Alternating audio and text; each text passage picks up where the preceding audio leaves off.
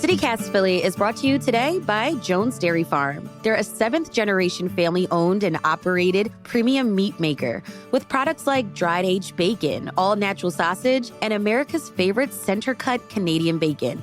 And they make sausage available in pork, chicken, and turkey. There's no preservatives, additives, MSG, nitrates, fillers, and they only use fresh ingredients. Find out more at jonesdairyfarm.com. That's jonesdairyfarm.com, making breakfast better since 1889.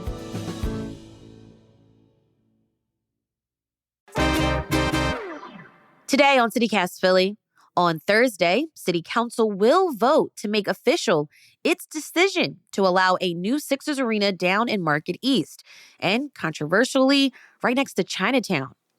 How did Mayor Sherrell Parker muscle this deal through? Why did City Council fail to negotiate to get more money from the Sixers for the community? And what other storylines should we be expecting in city politics for 2025? Denise Clay Murray, host of Philadelphia Hall Monitor, is going to break it all down for us. This is our weekly politics episode. It's Wednesday, December 18th. I'm Trinity Nuri, and here's what Philly's talking about.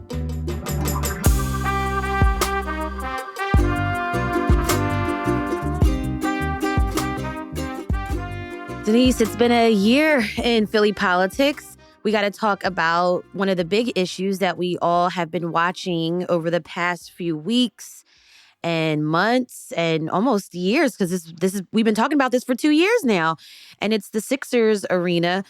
Denise, you were at many of these hearings on this issue. How many meetings have you been to? How many hours have you spent covering this particular story? A lot, a whole lot, because I've been at every single hearing since the process started, and that's been about like two hearings for the last 6 weeks, and some of those hearings ended up being extended because, particularly with the committee as a whole, especially as they got closer to taking a vote, there were still some kinks that they needed to work out, so they would suspend the meeting and say, we'll be back at another time. Mm-hmm. And then that meeting would end up getting suspended, and they brought it back to another time. And they finally took the vote on Thursday morning at around 9:30. And it was a meeting that was supposed to start at 8:30, but they were still working things out. What were they working out? Like, what was there to work out? Well, here's the thing. Initially, when the Sixers proposed the stadium for 76th Place, there was a community benefits agreement of $50 million that Mayor Sherrell Parker had negotiated. Now, when you look at this particular community benefits agreement, her version, it was mostly stuff that was important to her. Stuff like money for year-round schools, money for clean and green, money for Philadelphia taking care of business. It was that kind of thing. And when Mark Squilla, the councilman whose district this arena is going to go into, looked at that, he found it unacceptable. He wanted things like an arena special services district. He wanted money to protect Chinatown businesses during the construction.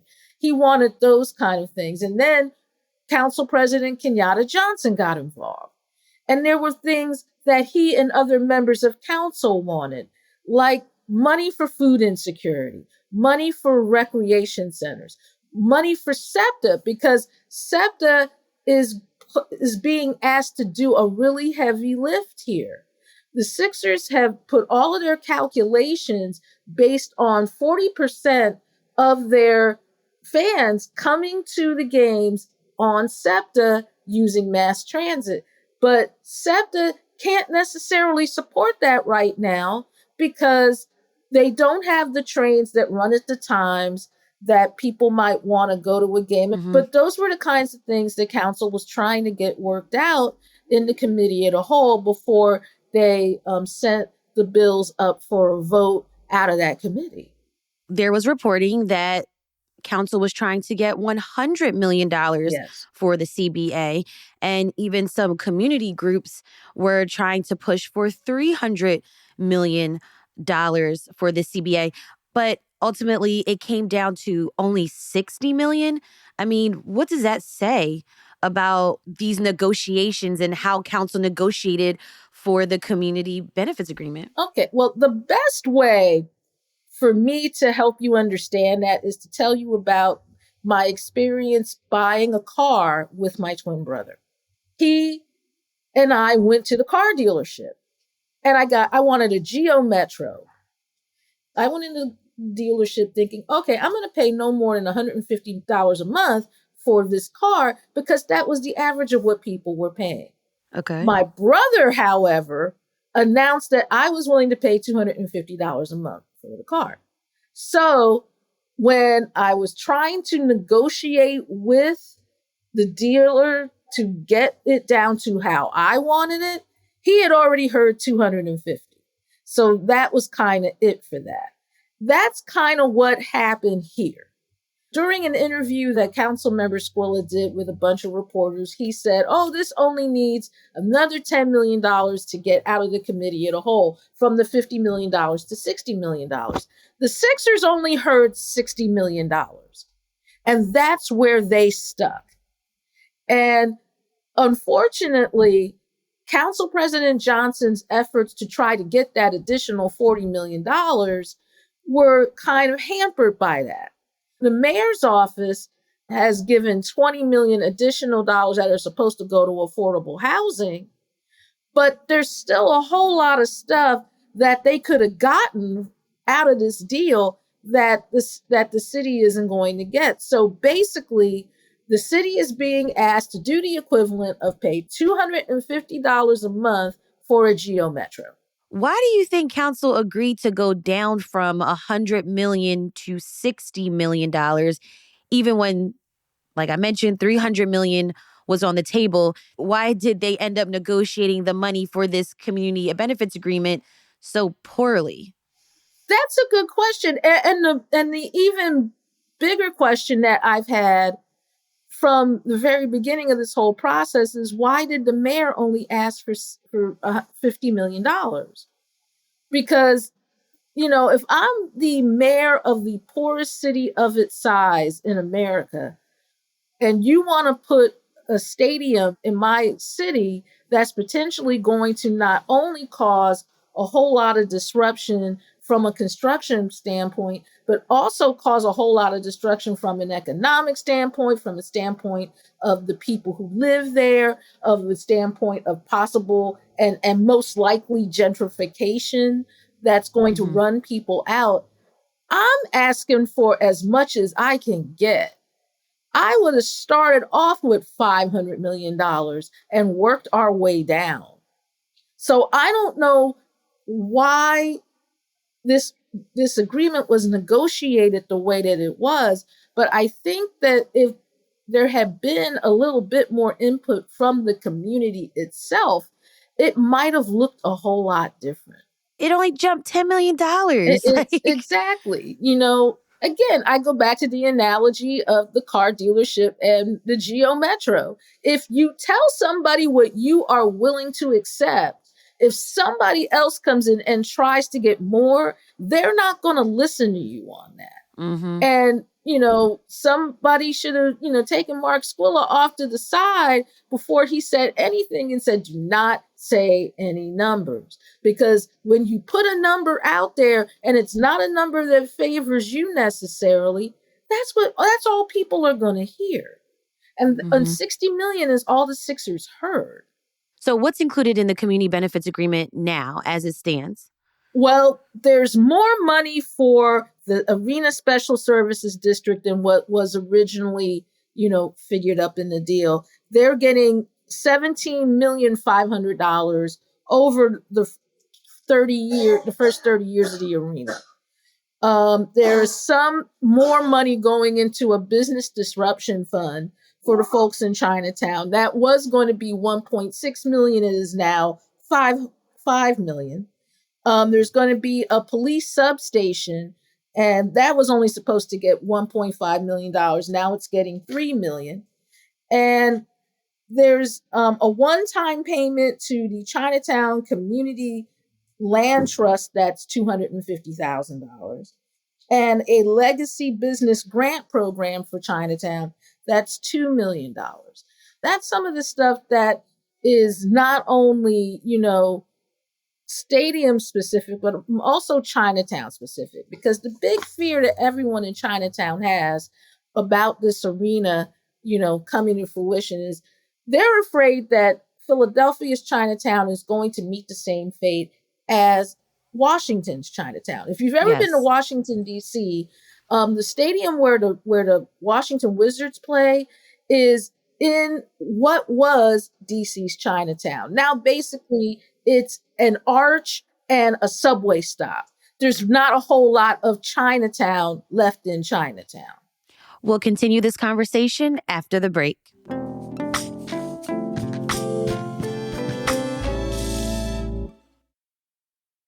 For over 50 years, Burlington's legacy has been great deals on coats for all weather conditions. So before you're caught unprepared for the winter weather, head to Burlington for name brands, quality items, and surprising fits for every family member. Stock up on coats, sweaters, and accessories before the cold hits, so you can finally stop avoiding the elements and start living comfortably. Warm up at your nearest Burlington location less than 1 mile away. Burlington. Deals, brands, wow.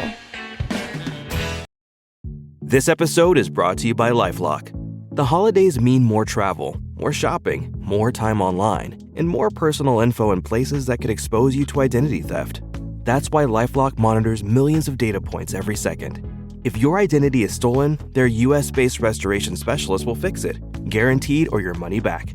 Get more holiday fun and less holiday worry with LifeLock. Save up to 40% your first year. Visit lifelock.com/podcast. Terms apply. I actually spoke with John Chin, the executive director of the Philadelphia Chinatown Development Corporation here in Philly, and he said about every 7 years, a project just comes along and threatens Chinatown, threatens their community. Why do you think there is like this disconnect from idea, proposal, and just like how community and people are thought of for these types of projects? Well, I would probably, the best way I could answer that question is with the use by using some lines from one of my favorite hip hop groups, the Wu-Tang Clan. Cash rules everything around me. And when you're a developer and you see, well, there's not a lot going on Market Street East. Folks have tried everything. And one of the things that I find kind of ironic is the part of the Fashion District Mall, or for those of us who have been here a while, the mall The formerly known as the gallery. Gallery. The more successful parts of that mall, City Winery, the AMC movie theater, Round One, those parts are going to be removed for the sake of this stadium. If you want to, do more for Market East, it kind of doesn't make sense to take out the stuff that's actually successful.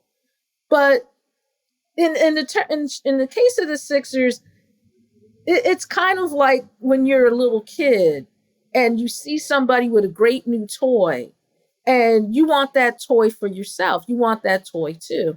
The Sixers have been seeing all of these other NBA cities like New York and San Francisco and Cleveland and DC, like you just mentioned. DC that have these downtown stadiums. And they're like, we want one too.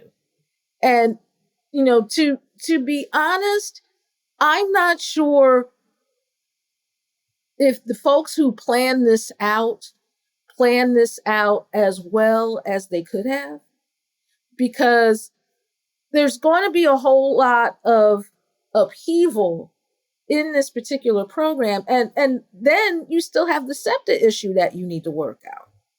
Unlike Chicago, which has the United Center, and also a state that's giving them money, to fill any holes in their mass transportation gaps, Pennsylvania doesn't have that. So I don't think you're ever going to get to 40% of people coming to the games by mass transit. And I'm not sure if you can build enough parking for all of the folks who are going to take their cars. At the same time, right, we heard over these past weeks and months and years that 9,000 jobs are going to be created because of this project. Mm-hmm. At the same time, when we were watching the vote last Thursday live, there were some folks in the room who were pro-union and for these jobs. So what's your take on how they kind of favored in this deal?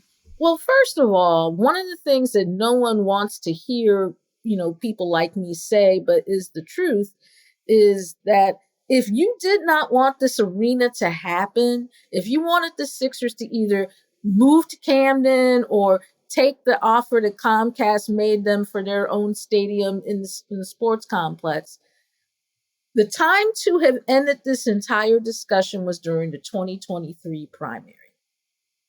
And I say this because politics, unlike many other professions, is a very much you got to dance with the one that brung you kind of thing.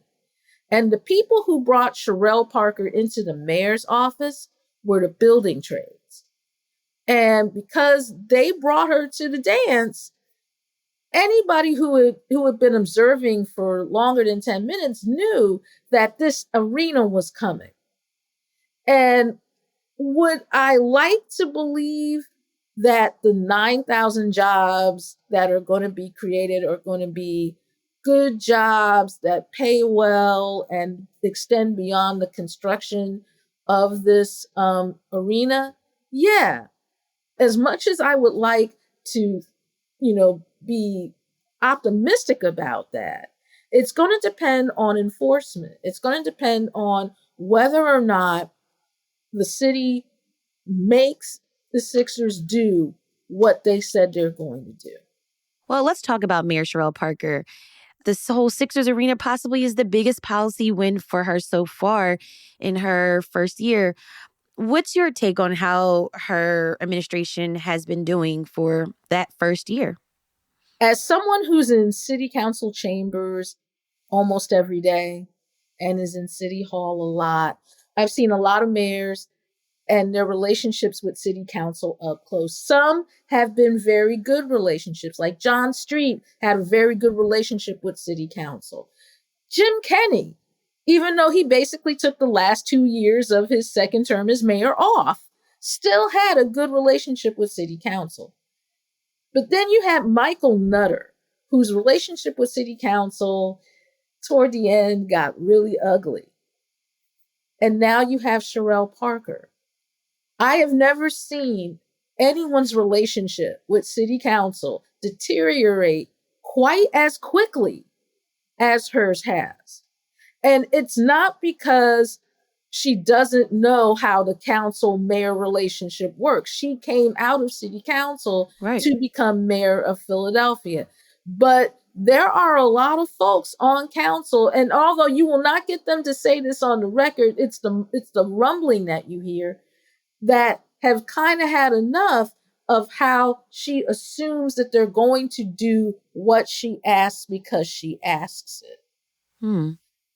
They're kind of tired of stuff like, for example, the arena agreement, where you give us the proposal in late September, expect us to rush it through in November and have it voted out by the end of the year, because you and the Sixers are on a timeline that doesn't necessarily make any sense to us because it was not discussed with us. And there's some relationships with council members that she's going to have to repair in the new year. And considering some of the stuff she's done, like in the case of council member Jeffrey Young's district, which is North Philadelphia area. Yes, it's North Philadelphia, trying to move people that they had taken off the streets in the Kensington sweeps for people who are dealing with addiction issues, and trying to put them in a nursing home in his district without telling him, something he had to find out on the pages of the Philadelphia Inquirer. So, there are things like that she's done that have really kind of messed up her relationships with city council. So in the new year, she's going to have to fix that, especially since you have the budget coming up.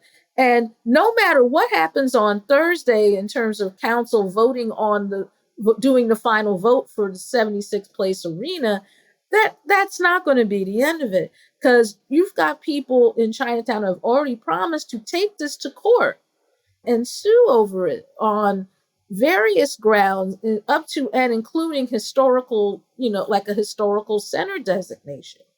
So this is not over yet. And if you're dealing with a council that has kind of had enough of you, you might want to start repairing those relationships. But ultimately, Mayor Parker did get her way. It seems like she was successful in some way to sway council because it passed 12-5. So they met her deadline, and there will be a vote come Thursday, the final vote. Yeah. So in some ways, maybe her tactics did work. Yes. What's next for Mayor Parker in her second year in office? What are you looking forward to, or what are you expecting? Well, the biggest thing is going to be the budget. And that's in March, when she presents the budget. So it's going to be interesting to see what's in this particular budget, because the 5-year plan that she released when she presented her budget for this year has, at the very end of it, a fund balance that is like well below what the percentage is for fund balances that they want you to have for a fund balance. So I'm not sure what she'll be able to do in addition with this budget to what she did with the last budget, because all of the money has kind of been allocated. It might be moving money to different places and doing different things. I'm also interested in seeing if the $100 million that she got council to allow her to borrow for substance abuse programs and a place for people who need substance abuse help to get substance abuse help. I wonder what's going to happen with that, because they were talking about building a rehab center, for want of a better way to put it, near the prison on State Road. That is something else to look for, to see if that actually comes to fruition. And it's also going to be interesting to see what she does with the district attorney's race, because as everyone knows, this year, Larry Krasner, the current district attorney, his office is up for election. And I'm hearing a couple of names of people who might run against him for the Democratic nomination, the most notable being former city council member Derek Green. But it's going to be interesting to see how she navigates that, because Jim Kenney pretty much stayed out of it when Krasner was up for re-election before. But because law and order was so central to Mayor Parker's election as mayor in the first place, it'll be interesting to see what she does in this case. Yes, very interesting. We'll be on the lookout for that. Denise Clay Murray, co-host of Philadelphia Hall Monitor, thanks for being here on CityCast Philly. Well, thank you for having me.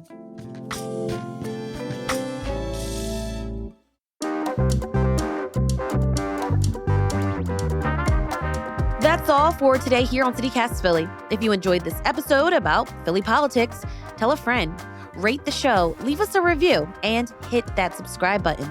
Be sure to sign up for our morning newsletter, Hey Philly, to learn more about what else Philly's talking about. We'll be back tomorrow morning with more news from around the city. Bye.